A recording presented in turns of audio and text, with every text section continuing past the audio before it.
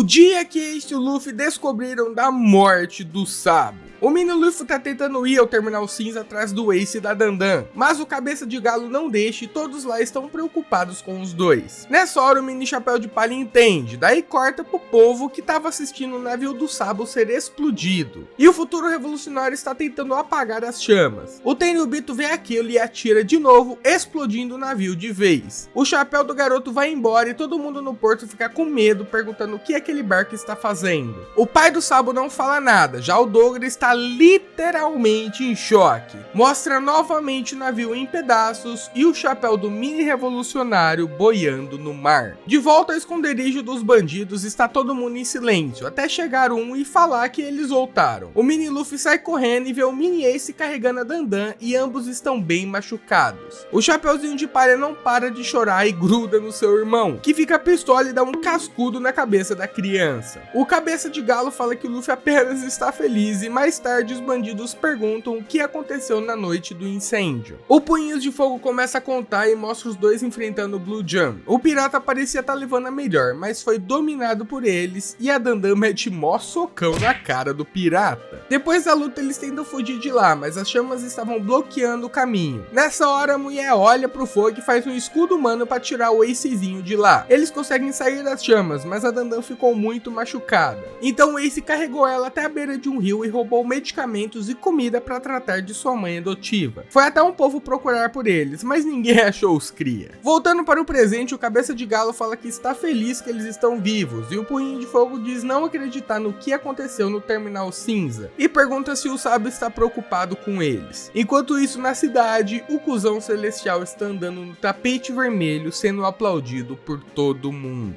Aí corta pro mini Luffy, ele tá conversando com o Dog Dogson sobre seus irmãos. Depois a Dandan pergunta ao Ace por que ele não fugiu quando pôde. O moleque fala que tem medo de que se fugir vai deixar algo importante para trás. E naquele momento, o Luffy estava atrás dele. A Dandan então lembra de uma conversa com o Garp sobre o Roger. O marinheiro fala que seu rival nunca fugia, porque isso faria deixar para trás aqueles que ele ama. No caso, seus Nakamas. E nessa hora ele virava um demônio. E chegou a destruir o exército de um país inteiro por falarem mal de sua tripulação. E o Garp fala que apesar de ficar violento quando estava bravo, ele era ingênuo e tinha a sinceridade de uma criança. E que mesmo sendo imprudente assim, ele sobreviveu e se tornou o rei dos piratas. E tanto sua tripulação como seu rival tinham um enorme respeito por ele. E foi por isso que o Garp decidiu cuidar do Ace. De volta pro mini Luffy, ele tá vendo uns besouros e o Dogra chega lá completamente desnorteado. A criança fala que o Ace e a Dandan voltaram e o bandido dá a notícia ao grupo. O Punhos de Fogo não acredita e vai pra cima do Dogra, mas ele fala que é verdade e aquilo foi um pesadelo. Os dois irmãos falam que ele foi pra casa e não para o mar, mas o bandido diz que nem sempre se quer voltar pra casa. E chora falando que se o Sabo estivesse feliz, ele nunca iria para o mar com uma bandeira de pirata. Nessa hora todos ficam em silêncio e o Luffy começa a chorar. O Ace pergunta quem matou o Sabo, falando que vai acabar com a raça dessa pessoa. Ele pega sua arma e tenta correr, mas a Dandan impede a criança, falando que tudo que ele vai fazer é morrer. A mulher fala que o Sabo foi morto pelo país e pergunta o que ele pode fazer. E dá uma dura falando que a morte do pai do moleque mudou o mundo. E quando ele for importante assim, poderá fazer o que bem quiser. Ela pede para amarrarem ele enquanto o Chapeuzinho de Palha está chorando. Preso na árvore, o Ace grita para o seu irmão caçula não chorar, porque homem de verdade não chora. Mas isso não importa, porque o Luffyzinho não consegue parar de derramar as suas lágrimas. No dia seguinte, os bandidos foram até o Punhos de Fogo e soltaram a criança. Um pombo chega lá com uma carta do próprio Sabo e o Ace pede para ler, já que a carta é para eles. Ele lê enquanto caminha e o Sabo diz que ficou preocupado com eles devido a um incêndio, mas acredita que estejam bem. Ele pede desculpas, porque quando essa carta chegar a eles, ele já vai estar no mar. O garoto diz que vai ficar mais forte e se tornar um pirata, e um dia os três irão se reencontrar na vastidão dos mares. Ele pergunta ao Ace qual deles é o mais velho, e fala que o laço que ele criou com seus dois irmãos é o seu maior tesouro. E por fim pede para o Ace cuidar do Luffy, porque embora ele é um bebê chorão, ele ainda é irmão dos dois. Nessa hora o Ace não conseguiu fazer outra coisa senão chorar pelo seu irmão. A Dandan está reclamando dos observadores do governo mundial, e aparentemente ninguém falou da morte do Sabo, nem sequer os seus pais. Ela pergunta como o Luffy está e a criança não está nem comendo direito. E mostra o nosso querido Chapeuzinho de Palha numa colina, lembrando de momentos com seus irmãos. O Ace chega lá, dá uma baforada na mão e mete mó cascudão na cabeça cabeça do caçula. A criança esconde seu rosto com um chapéu e o Punhos de Fogo fala que seus tesouros foram roubados, mas que isso não importa porque o Sabo não precisou dele e ele também não vai precisar. Nessa hora o Mugiwara fala que quer ficar mais forte e repete isso várias e várias vezes, porque ele quer proteger tudo e todos, não quer perder mais ninguém, e implora para seu irmão não morrer. O moleque fica pistola e dá outro socão nele, falando para não se preocupar com ele e sim consigo mesmo. Nesse momento ele promete ao caçula que nunca vai morrer, porque não pode deixar o irmão chorão que nem ele sozinho. Ele fala que o que matou o Sabo foi algo contra a liberdade, e que seu irmão morreu sem saber como é ser livre. E por fim fala que um dia os dois vão para o mar e serão mais livres do que qualquer um, e aí vão finalmente se tornar piratas.